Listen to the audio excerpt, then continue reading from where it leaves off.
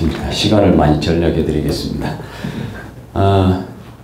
저 이제 한국식물추출문행이라고 붙인 거는 사실 바로 앞전에 했던 해외생물 소재 센터가 만들어지기 전에 저는 이제 2000년부터 프론티어 연구개발 사업이 시작하면서 자생식물에 대한 소재 파트하고 해외생물 소재 파트를 이제 투 트랙으로 하기 위해서 사실 이름을 한국식물추출문행이라고 붙였습니다. 이제 그러다 해외생물 소재 쪽이 사업이 커지면서 별도 사업으로 추진하고, 그래서 타이틀을 갖다가 붙일 수가 없어서 지금은 따로 운영하고 있지만 모든 그 추출물을 만들어서 저장하고 분양하는 시스템은 똑같습니다. 뭐 배경이 되는 거는 잘 아시니까 넘어가겠습니다. 그리고 이것도 그렇고, 근데 저희들이 운영을 하다 보니까 이 국내에 이 이용자들이 굉장히 많습니다. 특히 산업체가 굉장히 많은 활용을 하고 있어서 저희들이 고무적으로 생각하고 있습니다. 활용 기간 수별로 보면은 산업체가 한 50% 정도가 됩니다. 대단히 많다고 할 수 있죠. 또 넘어가고요. 저희 시스템 현재는 이제 프론티어 연구개발 사업을 할 때 인프라로서는 그야말로 콜렉션에서 만들어서 분양하고 연구자 지원하는 것에 그쳤는데, 2차 사업을 하다 보니까 자꾸 뭔가 좀 산업화 활용 연구를 하라고 그래서 조금 어색한 모양이 됐습니다만 기본 취지는 똑같습니다. 그리고 2차로 하고 있는 사업의 내용이 지금 진행이 되고 있는데요. 4차년도와 5차년도 이 사업이 현재 진행되고 있습니다. 뭐 잘 아시겠지만 식물이 컬렉션에서 왔을 때 추출을 만들어서 분양할 때까지 거의 한 1년 정도가 소요된다고 생각하시면 됩니다. 그동안에 저희들이 이제 모았던 것을 한번 정리를 해보면, 프론티어 연구개발 사업을 할 때 한 10년 동안에 모아진 게 한 5,700점 정도, 그 다음에 이제 2단계라고 하지만 저희들이 한 5년 후에 다시 시작을 했습니다. 그랬을 때 이제 1,300점에서 현재 7,000점 정도의 우리 국내 자생식물에 대한 소재가 모아져 있습니다. 그리고 이 이제 보관 시료라고 하는 것은 저희들이 한 소재당 한 1kg 정도의 건조 중량을 저희들이 요구를 하는데, 그렇게 오기도 하지만 어떤 경우에는 양이 충분히 컬렉션을 못 해가지고 좀 부족하기도 해서 옵니다. 그렇지만 저희들이 재생산하기 위해서 분말 상태로 보관을 하고 있습니다. 그리고 이제 2단계를 시작하면서 이것에 대한 이제 가치 제고 연구를 좀 하자 그래서 기본적인 3가지의 세포 생리 활성 기능을 테스트를 저희들이 했습니다. 그러니까 기본적인 세포 독성, 셀 바이어빌리티는 했고, 그 다음에 NO와 히목시게니즈 1을 했는데, 이걸 선택한 이유는 이 인자들이 세포 기능이 한 업스트림에 해당이 돼서 모든 연구의 하나 시작 단계라고 생각을 해서 저희들이 기본적인 생리활성으로 검색을 했습니다. 나이트로젠 옥사이드는 이제 LPS로 유도를 했지만 히목시게니즈는 인듀서가 없이 그 상태에서 이게 올리는지 내리는지를 봤습니다. 그래서 실제로 이게 나타난 데이터를 보시면 이제 파란색이 NO고 빨간색이 H2, 그리고 이제 녹색인데 좀 표현이 좀 다릅니다만 이제 셀 바이어빌리티인데요. 예를 들면은 이제 이렇게 NO는 현재 줄이면서 히목시게니즈는 이렇게 올리는 이런 시료도 있고, 또 이처럼 한쪽 같은 방향으로 이렇게 움직이는 시료도 있고 좀 다양하게 나오더라고요. 그래서 이 스크리닝이 나름대로는 의미가 있겠다 이런 생각을 했습니다. 그래서 이렇게 해서 저희들이 이제 테이블을 이렇게 쭉 만드는데, 이 데이터를 저희들이 공개를 하지 않는 이유가 이거는 굉장히 중요한 이제 선행 연구가 돼버리기 때문에 연구 책임자, 이제 이 소재를 가지고 연구하는 사람들이 다음 연구를 할 때 어떤 특허를 내려고 할 때 이게 선행 어떤 그 기존 내용이 돼가지고 특허 낼 때 굉장히 어려움을 갖습니다. 그건 이제 제가 여러 번 경험을 했기 때문에 요 내용은 이 시료를 분양해 간 연구자가 요청을 할 때 그 사람한테만 공개를 하는 식으로 저희들이 데이터를 관리를 합니다. 그렇게 해야만이 그 연구자에게 고스란히 그 연구 성과를 인계할 수 있도록 그렇게 하고 있습니다.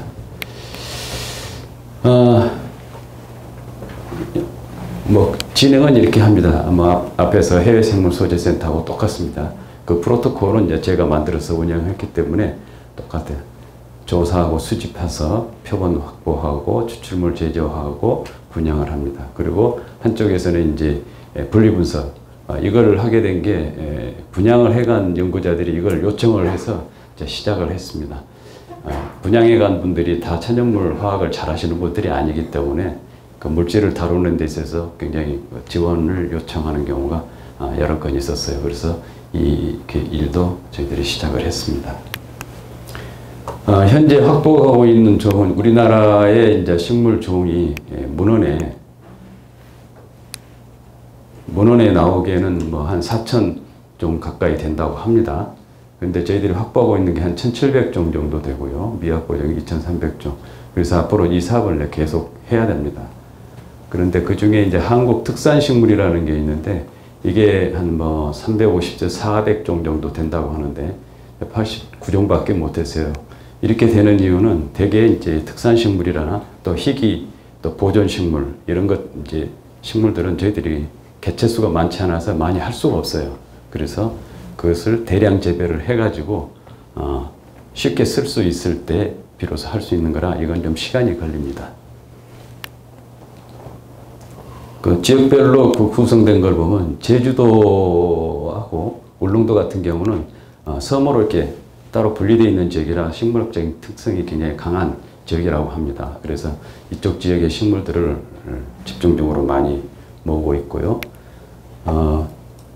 부위별로 보면은 이제 되게 초본류, 개체가 작은 초본류는 식물 전체 전초로서 우리가 분류를 하고, 식물 초본류 중에서도 개체가 큰 것들, 또 뿌리가 실에서 따로 구분할 필요가 있는 것들, 또 약용 부위가 뿌리인 것들은 별도로 뿌리를 관리를 하고, 수목류들은 이제 줄기, 잎, 꽃, 때로는 열매 이런 것들을 구분할 수 있을 때는 다 구분을 해서 컬렉션을 합니다.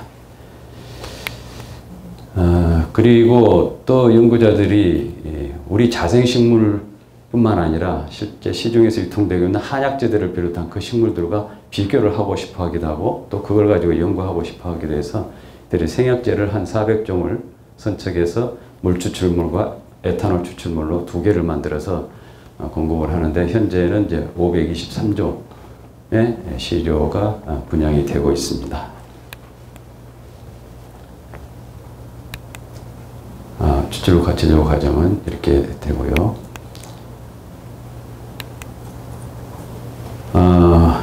지금 이제 분양하고 있는 거는 해생물 소재도 마찬가지입니다만 이제 한 20mg 수준으로 하고 있고 또 대량 추출 시료는 보통 추출물로서 1g 이상일 때 저희들이 재고를 확인한 후에 추출을 해서 보내주고 원시료를 이렇게 이것처럼 원시료를 원하는 경우도 있습니다. 그럴 때도 저희들이 재고가 있을 때 분양을 합니다.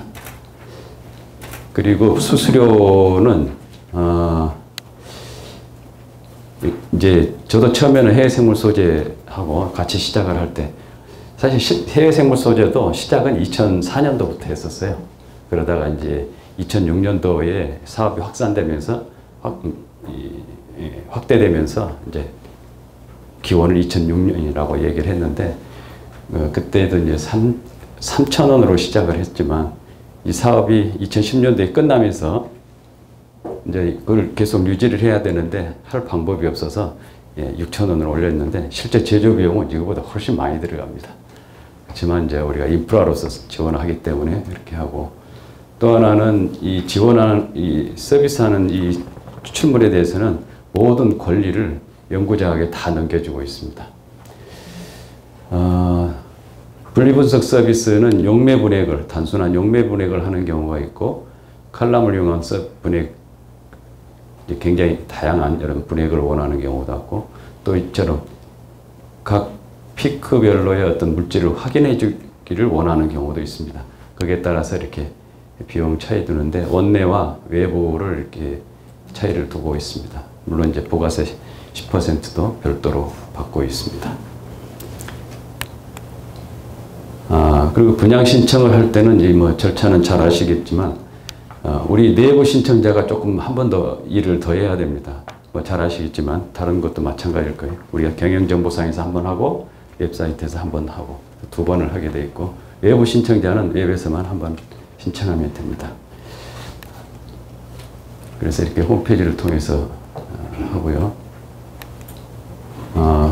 분양 신청을 할 때는 이렇게 안에 들어가면 자생식물, 자생식물란에 이렇게 다 쭉 리스트가 나오고 실제로 아는 식물이 있을 때는 여기다 검색을 하면 나옵니다. 그리고 나서 예를 들면 하나의 식물을 찍으면 이렇게 호랑버들이라는 것을 찍으면 거기에 대한 정보가 이렇게 다시 연결해서 나오고 실제로 그 실물 사진과 또 표본 이게 다 나오고 그 다음에 논문 정보는 이렇게 NCBI의 펀메드에 바로 연결이 될 수 있도록 이렇게 안내를 하고 있습니다. 또한 생약실도 마찬가지죠. 똑같이 이렇게 만들고 한 가지를 예를 들어서 강화를 선택하면 그 강화에 대한 정보가 이렇게 나옵니다. 그래서 이제 분양 신청을 하면은 리스트가 이렇게 정리가 다 되죠. 자생식물이면 이렇게 되고 시료 몇 개를 신청하면 금액이 저절로 만들어지고 생약실도 마찬가지로 신청 숫자에 따라 나와서 이게 종합 목록이 이렇게 만들어집니다. 그래서 토탈 금액이 얼마다 이런 식으로 자동으로 계산이 됩니다.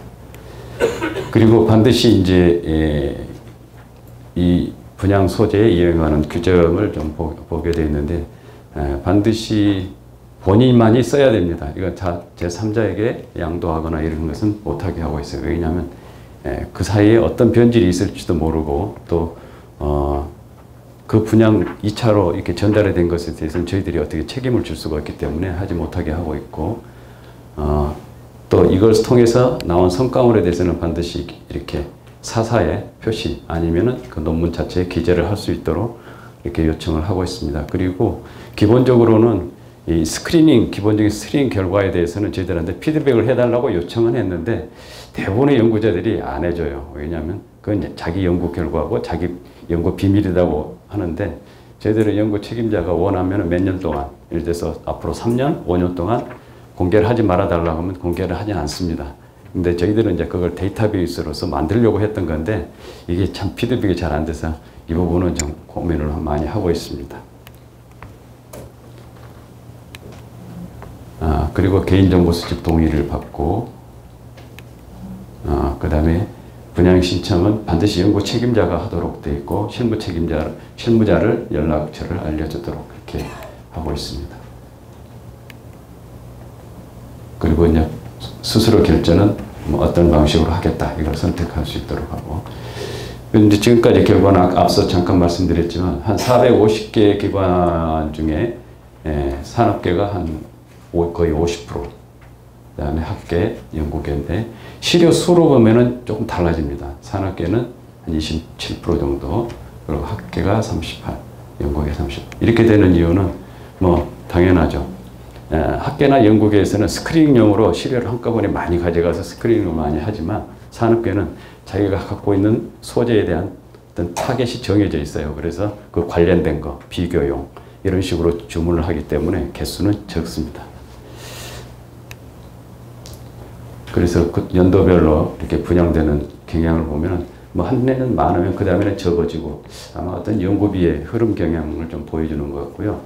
그래서 그동안 한 100만 점 이상이 시료가 분양이 됐고 그 활용 내용별로는 이거는 저희들이 어떤 카테고리를 주지 않고 마음대로 이렇게 쓰게 하기 때문에 표현 방식이 다 다릅니다. 그렇지만 하여간 다양하게 이렇게 활용이 되고 있다는 것을 알 수가 있습니다. 논문은 그동안에 한 450편 정도가 됐고 이거는 거기 논문에 반드시 우리 KPB 이 한국식물추출문에 표시가 된 것들만 카운팅을 한 겁니다. 그리고 특허는 한 200여 건이 나온 걸로 되어 있습니다. 뭐 이거는 제가 만들어서 오랫동안 쓰던 건데 이렇게 하고 있어서 결국은 이제 이 식물추출문의 장점은 이거죠. 연구의 정확성, 효율성, 경제성을 추구할 수 있다. 그리고 앞으로 이제 여기서 나오는 데이터들이 빅데이터로서 이렇게 활용이 될 수 있도록 있는 기회가 있을 것이다. 이렇게 생각을 합니다. 그래서 이제 이런 산업으로서의 좋은 잠재적 기회를 제공한다. 네, 이상